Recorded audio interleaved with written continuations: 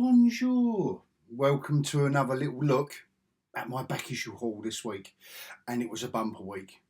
Thanks to Paul at Comics and Fantasy, Hornchurch, Essex, and Jamie and his faithful assistant Lizzie at New Dawn Comics, Rayleigh, also in Essex, which apparently I've heard on the grapevine is in contention for the best comic shop in the multiverse. I don't know. I know there's a lot of elections going on this year. But I don't know where we all get to vote for our favourite comic shop in the multiverse. But what I can do is say that the two guys that I get my books from, they're well in the running for the top two. And obviously I can't decide, can I? It would be like choosing your favourite child, wouldn't it? And I can't do that to Paul or Jamie. So anyway, but they're in the running for the best comic book shops in all of the multiverse. And Lizzie, you know what I mean. That's for you. So welcome, all you comic book geeks, you comic book readers, but mostly on these little back issue videos, it's going to be you comic book collectors more than anything. Because come on, let's face it, do we read every single back issue? Look at me, drowning. And you know, I mean, I should have my own Channel 4 documentary, really, like hoarding, you know, and they've got newspapers and magazines in the hallway and all that. I mean, I'm not quite that bad, but I love this stuff. Some of it you read, some of it you flick through, and some of it is just filling the gaps in.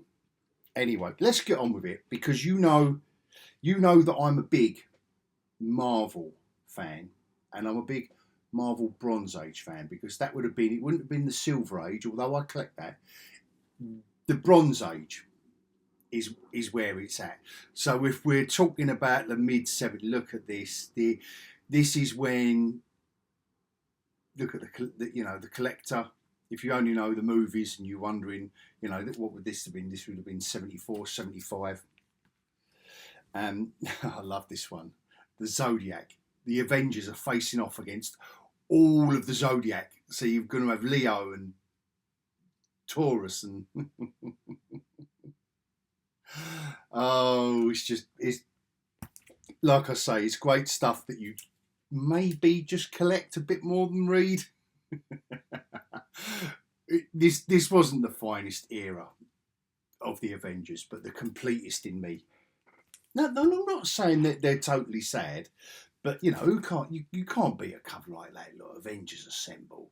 Of course they will. Of course they will. I didn't ever really think that Black Panther belonged in the Avengers. I thought it was always the heavyweights.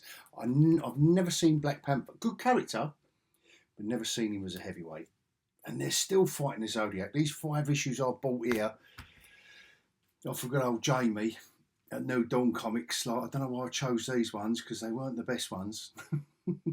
And this, if you're into little details, was the first 25-cent copy.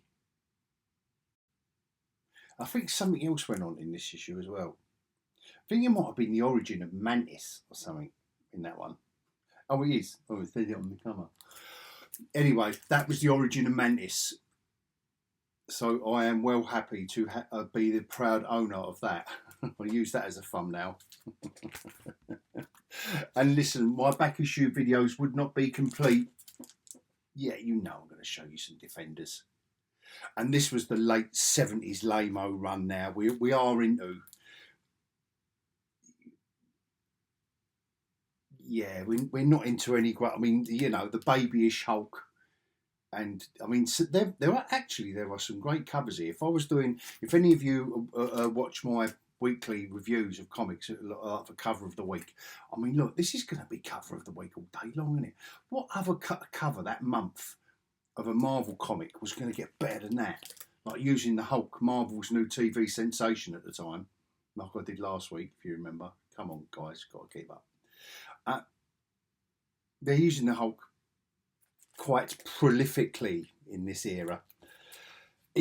he's even got his big head in this one. Jewel in a demon's dark mind. Come on, that's going to make you buy a comic all day long. A jewel in a demon's dark mind. More Hulk. This is a proper Hulk phase. There's a couple more here. I mean, there was one of note. Actually, I mean, I did really like that cover. Actually, I don't know who it's by, but I thought that was a pretty cool cover. But this next one, the Hulk is the Prince of Wales. Look, how did they get away with that? I do not know, but you can tell. I mean, this was a weird issue. Spoiler alert. Plug your ears up for 20 seconds while I tell you. The spoiler is Hellcat's mum dies. They got to make a comic out of it. That's what I mean. Now this, from there, it was, these are the last few, Daredevil. Facing the Funky Gibbon, or Mandrill, whatever his name is Hellcat, and Valkyrie back in the gear. That's the proper Valkyrie gear, because Hellcat had been to Valhalla and said to Valkyrie, "Can you turn up to my mum's funeral because you're a goddess," and all the rest of it. And then look at this one. A piece of eternity is missing. Yeah, J.M. DeMatteis is back. So you get a fairly decent one. But because, I have got a soft spot, you might think I'm really mocking this stuff, but I wouldn't be buying them, would I? I wouldn't be buying these back issues to get the whole run. This looks like a Michael Golden cover, which I thought was quite interesting. A Michael Golden video is imminent, by the way, after I've done the, got the Micronaut stack. There, without looking, yeah, right there, and I've got the IDW artist edition and all that. Anyway, yes, I think one of these is Pat Broderick as well, so kind of following alongside the Micronaut stuff which Golden stroke Broderick were doing. And this next one up. So we're into the mid 80s now. We've jumped forward in the old Bronze Age Marvel. Frog 4. I don't know, I said it last week and the week before. These Walter Simonson Thors are so enjoyable. They really are. They're an easy read. They're a weird read. Some of them, yeah. You more held in like love and affection rather than groundbreaking, I would say. But nevertheless, fun stuff. This looks like a Buscema cover there. Buscema on Thor, yes. So, that is, I'm always going to have some Marvel Bronze Age goodies. But now we go on to some weird and wonderful stuff that Paul had with both guys, with Paul and Jamie this week. I caught them as they bought collections and stuff, but I'd had Avengers and Defenders stacked up, as you all know. But Kick-Ass 3, I know that's the variant, second printing, but he just had the whole set, and I didn't have it. So it was just one of them little, hit kill. I mean, I think John Romita Jr.'s art in this, I think this was peak Romita Jr. Got to admit, I got the first two series. It was just his third one, and I think I need Hit. Was there a second one, Hit Girl? I think this was peak John Romita Jr. artwork, and I've loved his artwork for a long, long while. Just recently, particularly on them Daredevil covers, he's getting a bit mental. But these was, this was, I think anyway, I think that was worth picking up. And Paul always does me a deal. And to balance things out this week, I have some DC. I don't know what any of you think about this. I haven't read this yet, by the way. So we're talking about, I've got this gap where I wasn't collecting, where I wasn't buying comics. So we're talking 2016, 2018, I think. Well, this is 2015. And it was Dan Abnett who'd written it. And I've got a soft spot for the Teen Titans. So I just picked up this little 8-issue run. If any of you have read it, have got it, that's a nice Yannick. Is it Yannick Paquette cover? Wonder Woman. I just thought this just looked like a nice little set. Titans Hunt. I just liked it. Dan Abnett I trust, and the Teen Titans I like. So that's a nice cover. So I just thought that's another nice cover actually. Is it Pat Bennis? What his first name is? And that, look, I thought there were some really cool covers there. Nice little 8-issue mini. I know, so yeah. End question mark. And now Liam Sharp. I had to get as a Liam Sharp fan. I had to pick this up on Batman and Wonder Woman, Brave and the Bold. A story. I've started reading this one. A story about Tir na Og and the Celtic and the Irish gods and involving Wonder Woman. Look at these covers. I thought they were great. So Liam Sharp. This was where I was reviewing Liam Sharp's artwork recently. In Exo Man of War, where it was getting all murky and fully painted, and he was going right on a mad one. This is what I like. I like his pencil and ink artwork on this, where you can see what he's doing, and maybe that fully painted artwork suited the storyline for Exo, but this is what I enjoy. Look, that's what I enjoy from Liam Sharp, and it's writer and artist on that. So I just thought, again, I don't know what any of these are going to be like, because it's not anything I've read. Like the old Bronze Age Marvel, I would have read in an old black and white reprint in England, and now I'm getting the original copies. But this stuff I'm trying out, and this in particular, I'm trying, and it's still in that period of, and it's because Mark Waid and Humberto Ramos together, I can put up with Ms. Marvel, and I don't know, that is Silly Boy Nova, and Silly Boy Cyclops, and I don't know, Teen Hulk with a quiff. I can put up with it. Ms. Mark, I trust Mark Waid to steer me through this one. And Ramos together. I mean, just immediately the Hulk's hairstyle. I mean, what does he do? Like before he hulks out, does he grab the hair gel? Look, does he grab the hair gel before he hulks out? Like, oh my God, I'm going to turn into the Hulk. Where's my hair gel? Yeah, now we've got the Gwenpians.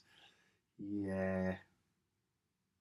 I don't think this was an era of Marvel that I particularly... cover was folded over, oh my God.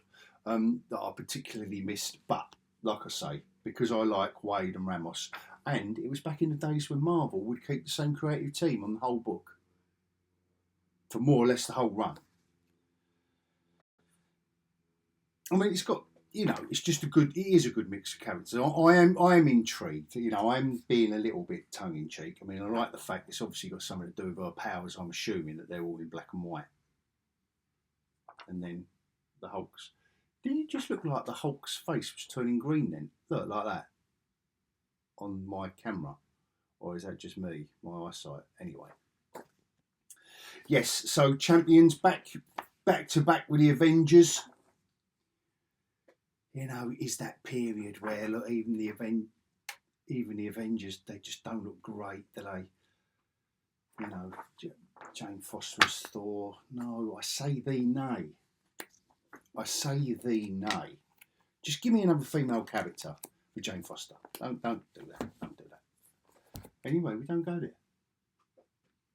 These are happy videos. Now, this was intriguing because Christian Wald, I only know from the Batman Black Label book he's just done. What was it? Something of Gotham, the Ghost of Gotham, or Downstairs in Gotham, whatever it was. Underworld of Gotham. It was very, very good. 3-issue Black Label prestige format. You know, the big wide wassets. And Saladin Ahmed, who is currently on Daredevil. And now this is back in 2017. And bless them, Marvel do try and have a go at the Inhumans, don't they?